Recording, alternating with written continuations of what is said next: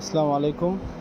এটা হচ্ছে আমাদের সৈয়দপুর সরকারি হসপিটাল। এখানে একটা রুগী দেখেন। ভাই, আপনার নাম কি? জাকির। উনি বলছে ওনার নাম হচ্ছে জাকির। ওনার একটু শারীরিক কন্ডিশনটা দেখেন। উনি জানাইছে যে উনি এখানে প্রায় 1 মাস ধরে আছে। এখানে ডাক্তার আপনাকে কোনো চিকিৎসা দেয়?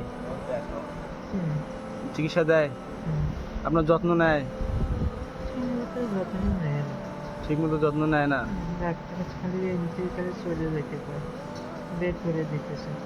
বের করে দিতে চায়? আপনার ফ্যামিলি নাই? কেউ আসে না?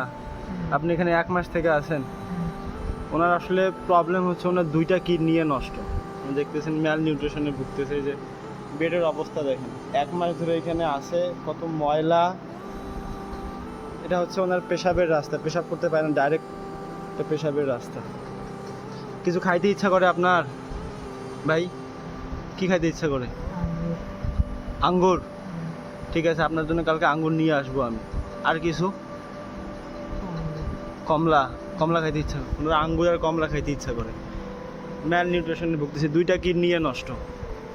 এই হচ্ছে আমাদের দেশ আর সরকারি হসপিটালের অবস্থা। এখানে একটা চাদর পর্যন্ত দেওয়া হয়নি। কিছু বলবেন আপনি?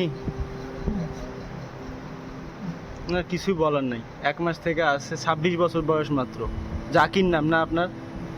জাকির নাম। তো ঠিক আছে ভাই, কালকে আপনার জন্য আঙ্গুর আর কমলা নিয়ে আসবো। ঠিক আছে? আচ্ছা।